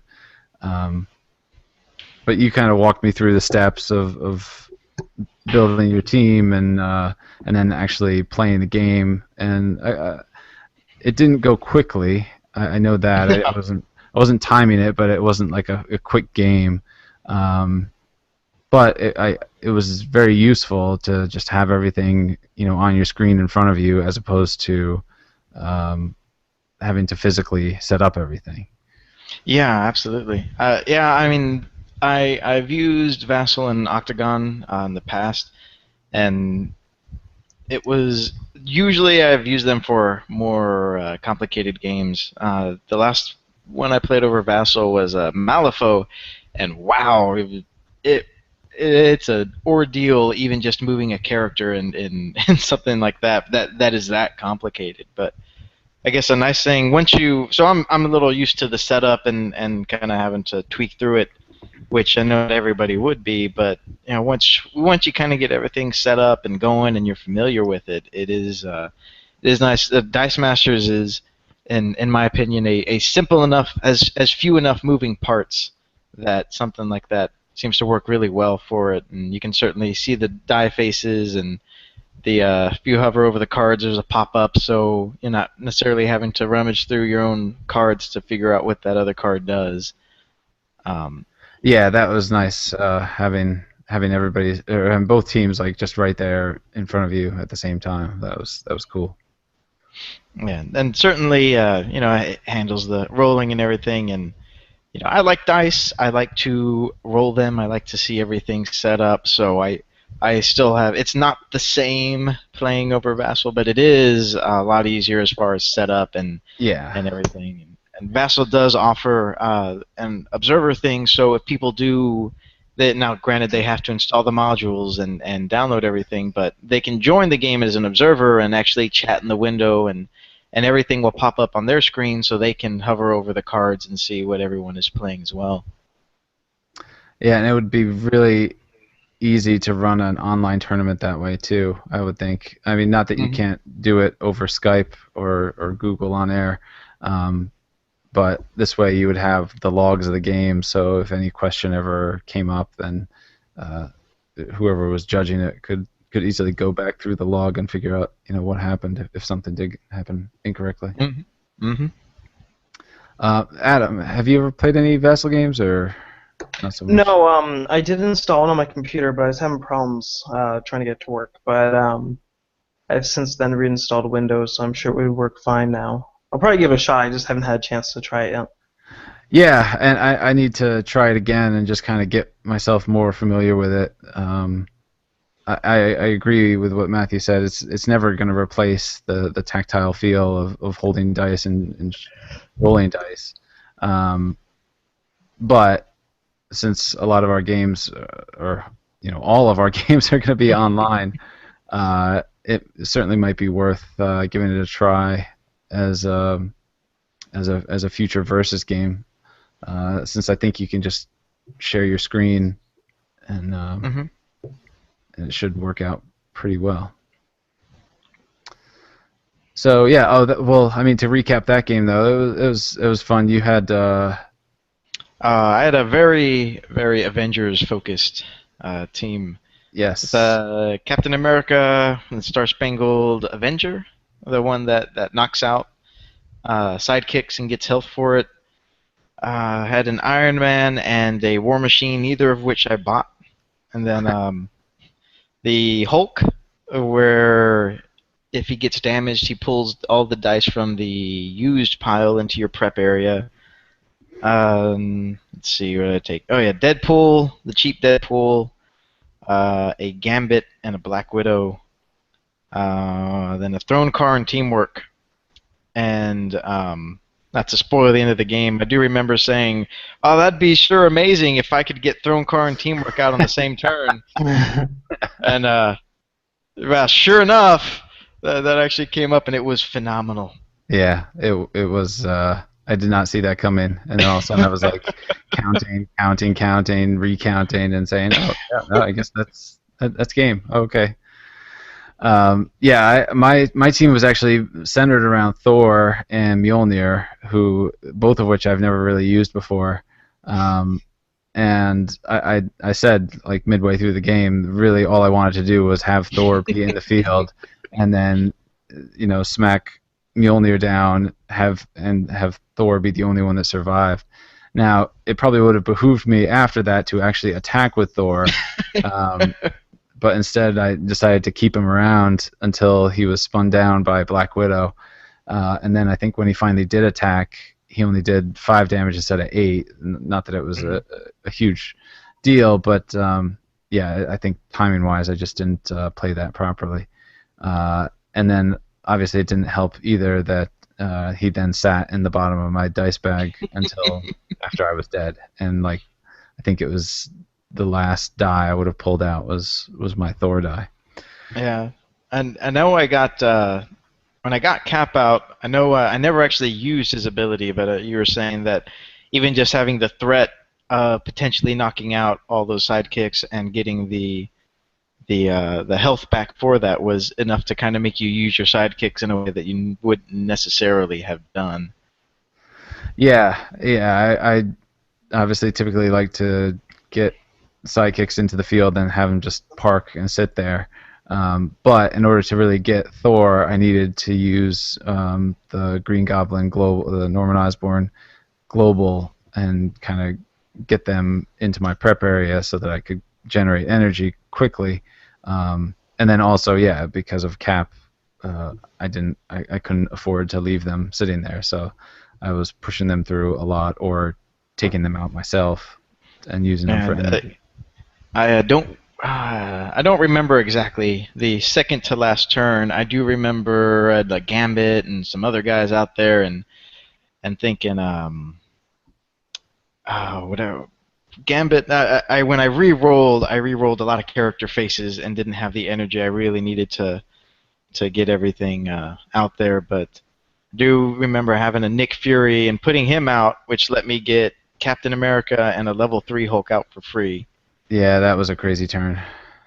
And if I were able to field Deadpool, I think it would have ended that turn because you only had one character out at the time, and Yeah. Deadpool would have made him block. But I wasn't able to do that, and the next turn, whatever the other two dice were, I don't remember, but both Throne Car and Teamwork came up and attacked with everybody, and I think it was a total of 16 damage, and you were only able to block 4 of it, and everybody just overran everything else. Yep.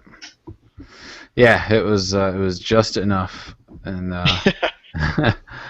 yeah, it was. I reran the numbers like 5 times before I think finally realizing nope, that's it.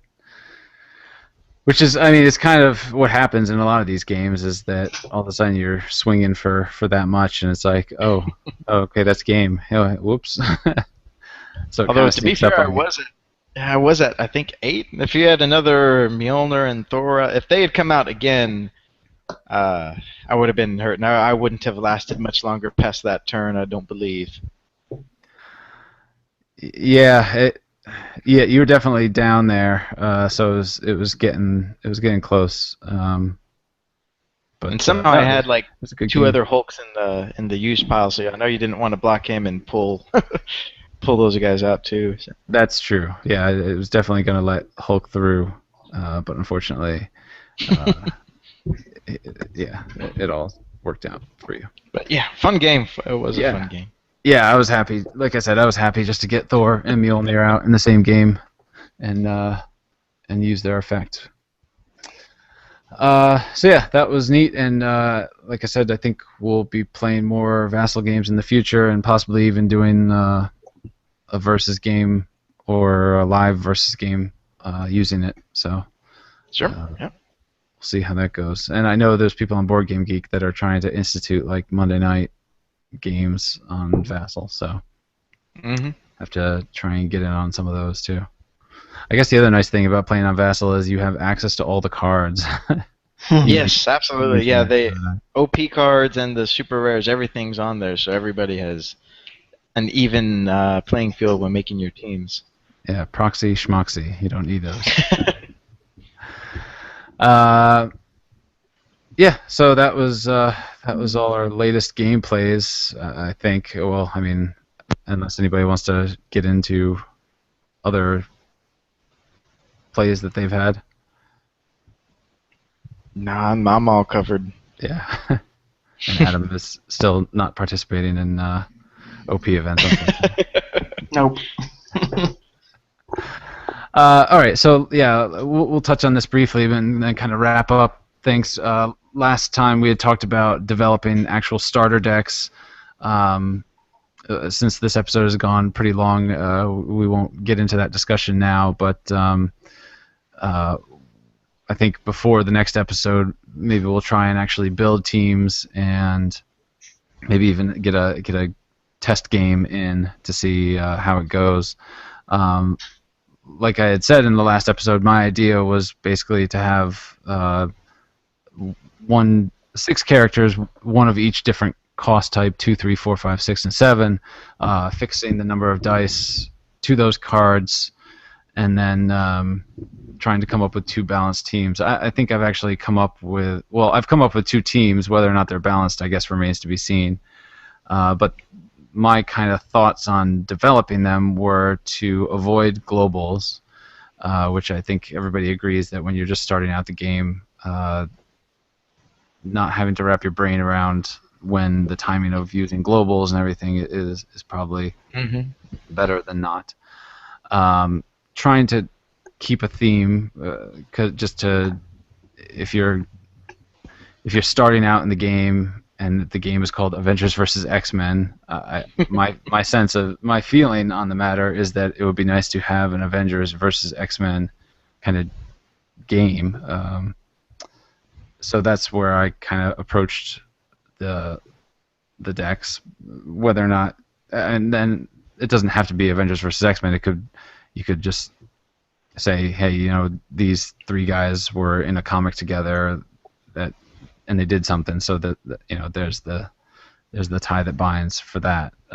But that's just one of the thoughts I had, trying to stick to a theme or come up with a theme and going with it.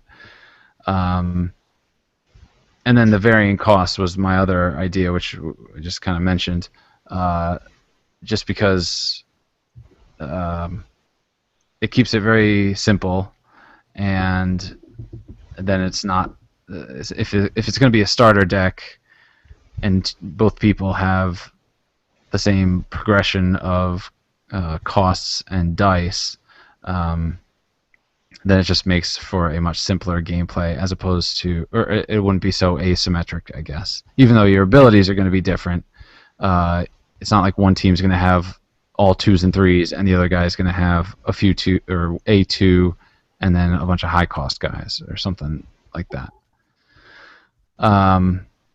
Whether or not the teams can be balanced by doing this, I don't know. That's, I guess, what we need to kind of test out. I'm still obviously open to other ideas too, so if anybody, either you guys or anybody listening to the podcast, has ideas as far as what they feel would be good as far as doing starter decks, developing starter decks, then by all means share them. And that's what we can kind of talk about in the next episode, I think, if that's agreeable. Yep. Sounds great. Okay. Yeah, I mean, I just talked a whole bunch, but any other thoughts on what should go into these starter decks or what shouldn't go into these starter decks? I guess the only other thing, there's only a few cards really that would do that, but a low-cost card that interacts. You don't want to have too many interactions that require a real specific chain of events. But having a low-cost card that interacts with multiple higher-cost cards on the team would probably allow you to see more. So, say some of the Nick Fury cards who would interact with all the Avengers.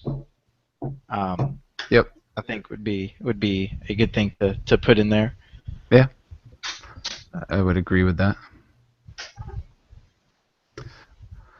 Okay, so with that, we will kind of put a pin in that until next time. Although I'm sure our next episode will be talking a ton about Gen Con, but yeah, maybe we'll still get to talk about this starter deck idea as well.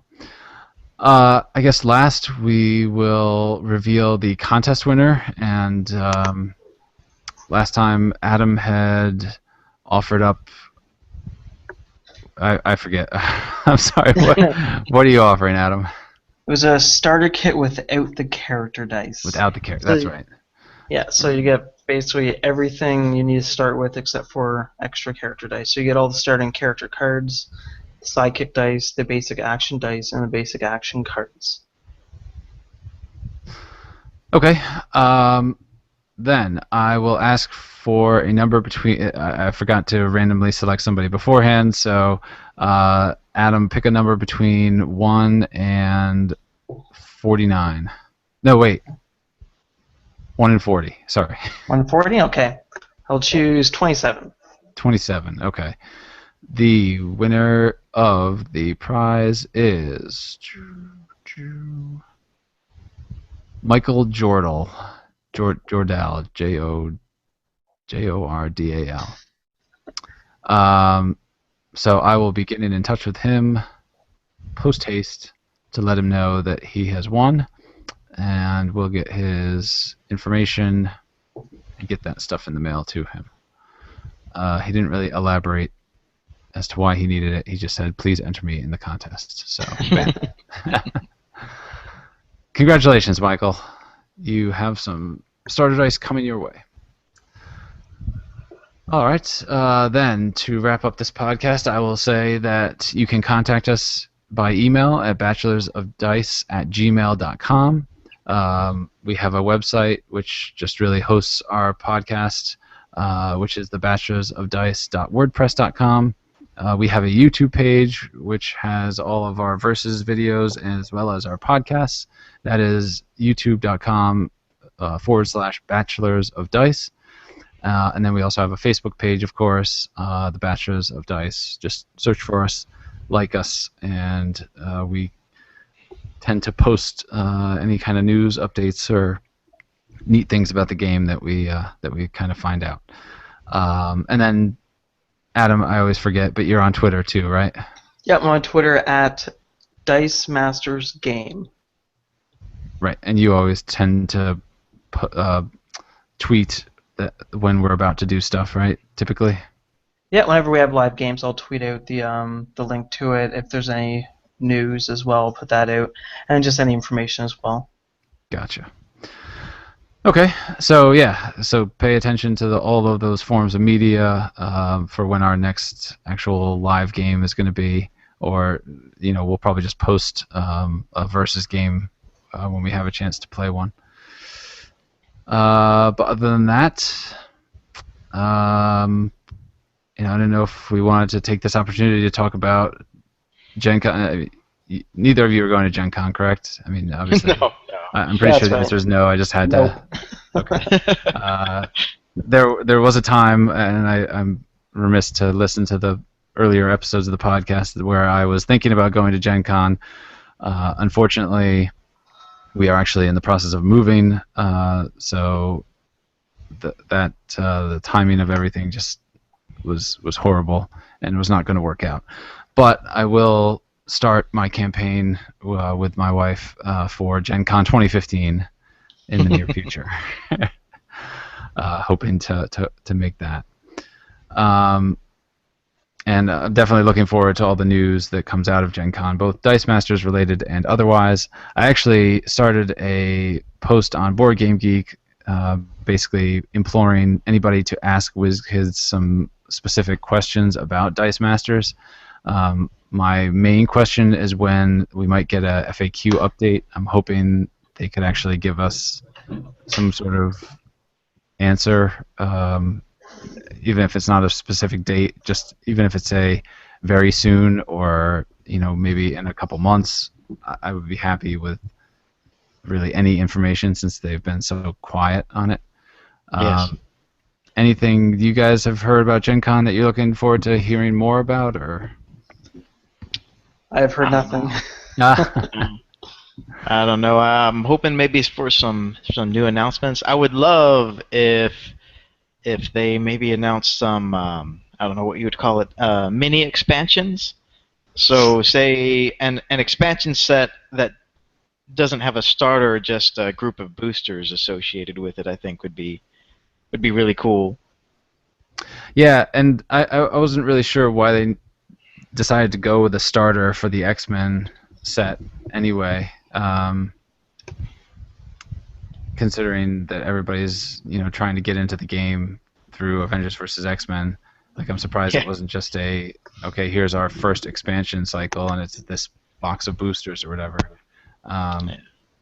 But that said, well, whatever, I'm still going to buy it, so. It does give a lot of extra cards and all at once, so I guess that is nice. Yeah, that's true. And if for some reason somebody hates Avengers vs. X-Men but loves Uncanny X-Men, then they are in luck.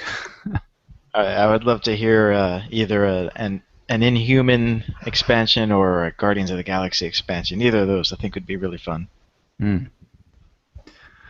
Yeah, well, that segues right into the movie. I know you saw it, Matthew. I know I saw it. So, Adam, did you see it? Not yet. Oh, no. We'll have to you table. really should. Yeah, we'll have to table this discussion. Everybody's been telling me to go see it. I just haven't had time. Adam, plug your ears for a minute, because Matthew and I want to geek out for a couple minutes. Yes. No, I'm just kidding. Yeah, I think I liked it. I enjoyed it. It's definitely got a different feel than a Marvel superhero movie, but yeah, Yeah, I enjoyed it immensely. very sci-fi, much more sci-fi feel than I would have thought at first. But even adults, kids, I think it is great for all ages. It was quite entertaining, very fun to watch. Yeah, I agree, and yeah, hopefully we can talk about it a little more in depth in the next episode. The post credit stinger doesn't really tie into anything else, but man, does it reach deep in Marvel characters. Let's say. Yeah, have you already heard about that, Adam? Or I mean, we I don't have to think spoil it. I'm pretty sure I did. Yeah. Oh, okay. Yeah, I don't know how. I mean, I saw it opening weekend, but I heard it Yep. got spoiled before the movie even came out. Uh, Fortunately, I avoided those spoilers, and so I stayed until the end and was surprised. Yes. But yeah, that's all I'll say. It was the whole thing. The whole thing was a really good, fun time. Yeah, agreed. All right. Well, I think that is gonna about do it. I think this is probably pushing a couple hours anyway. So this will be good for anybody that's driving to Gen Con or driving back from Gen Con or whatever. Hopefully you had a fun time, and hopefully you won whatever games you played. Congratulations. Yeah, contact us, bachelorsofdice@gmail.com, Facebook, YouTube, website. It's all good. We love feedback. We're always trying to improve. So please send us a note and let us know what we can do better, or what you feel like we're doing too well. We'll take that feedback too. And otherwise, we'll keep our ears to the web and ears to, I don't even know what I'm trying to say there. That's a blunder on my part.